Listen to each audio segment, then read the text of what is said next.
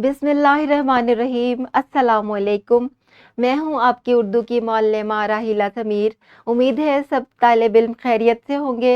हम पढ़ रहे हैं उर्दू बराए जमात हफ्तम और आज हम तीसरे बाब का तीसरा सबक पढ़ रहे हैं हकीम मोहम्मद सईद। आज का जो हासिल ताल्लुम है वो ज़बान शनासी से मुताल्लिक है। अल्फाज का तलफ़्फ़ुज़ समझते हुए दुरुस्त एराब लगा सके। जब आप तलफ़्फ़ुज़ समझेंगे तभी आप कोई भी इबारत होगी उसके अल्फाज पर एराब लगा सकेंगे।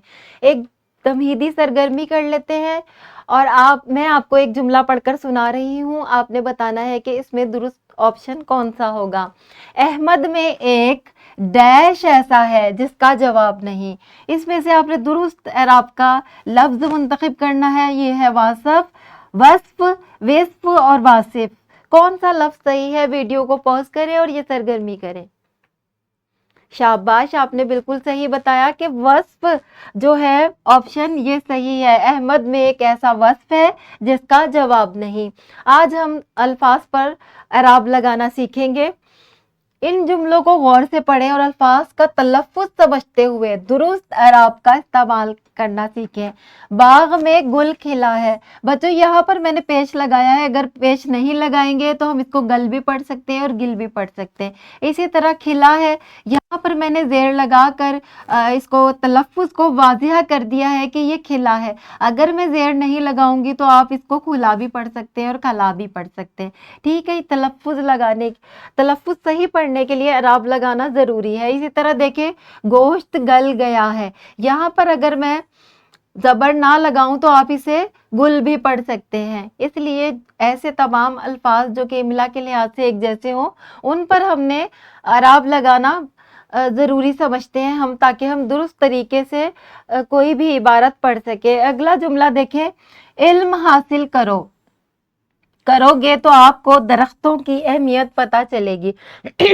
अब देखिए, इल्म पर कोई भी एराब नहीं है। बहुत सारे लोग इसे इलम भी पढ़ते हैं और अलम भी पढ़ सकते हैं। इसलिए अगर हम इसे आइन के नीचे ज़ेर लगा दें और लाम पर हम जज़म लगा दें तो लोग पढ़ते हुए गलती नहीं करेंगे। यहाँ पर हम ये है दरख्तों, बहुत सारे लोग दरख्तों पढ़ते हैं।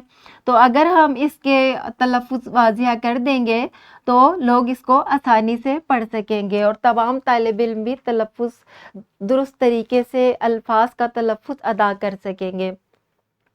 प्यारे बच्चों, अगर आपको कोई भी लफ्ज़ पढ़ना ना आए या उसका तलफ़्फ़ुज़ समझ में ना आए कि इसको कैसे पढ़ना है, तो ये आपकी मदद के लिए लुग़त मौजूद है। लुग़त को आप इसलिए एराब के लिए भी इस्तेमाल कर सकते हैं। लुग़त में आप माना भी देख सकते हैं, मुतअद्दिफ़ अल्फ़ाज भी आपको मिल जाएंगे, तफ़सीलात में आपको एराब मिलेंगे, मतज़ाद भी मिल जाएंगे, वाहिद के जमा भी मिल जाते हैं। इसके अलावा इस लफ्ज़ को अंग्रेज़ी में क्या कहते हैं ये भी मिल जाता है। ये इसम है, फ़ेल है, हरफ है, क्या है, ये भी आपको तमाम मालूमात लुग़त से मिल जाती है। तो किसी भी लफ्ज़ का एराब देखने हो, उसका तलफ़्फ़ुज़ मालूम करना हो तो आप लुग़त की मदद ले सकते हैं। इनफरादी सरगर्मी देख लेते हैं। ये आपके इसी सबक से लिया गया एक सवाल है। दर्जे ज़ेल अल्फाज का तलफ़्फ़ुज़ एराब की मदद से वाज़िह करें। पहला हर्फ पर जो एराब है वो मैं आपको बता देती हूँ। ये है मुतफ़क्किर। इसके मीम पर पेश आएगा वक्फ, ज़बर, मतब, ज़बर, मुतलाशी मीम के ऊपर पेश है। और यहाँ पर पिदराना के पे के नीचे ज़ेर है और ये आया है, आइन पर ज़बर है। तो ये सरगर्मी आपने करनी है अपनी कॉपियों पर और एराब आपने देख लेने हैं लुग़त से। अगर आपको असातिज़ा कराम आपको अवेलेबल हैं तो उनसे भी पूछ सकते हैं। अगर आप घर पर काम कर रहे हैं तो आप लुग़त इस्तेमाल कर सकते हैं। घर का काम आपका ये है कि सबक हकीम मोहम्मद सईद से आपने ये जो अल्फाज आपको बताए इसके अलावा आपने 7 अल्फाज मुंतखब करने हैं और दुरुस्त एराब उन पर लगाने हैं। और आपने मदद ले लेनी है लुग़त से या इंटरनेट से।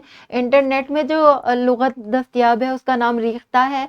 आप गूगल पर जाएंगे, आप रीख्ता लिखेंगे, कोई भी लफ्ज़ आप देखना चाहें कि उसका मतलब क्या है या उसका एराब क्या है तो आप بہت اچھے طریقے سے اس سے معلوم کر سکتے ہیں۔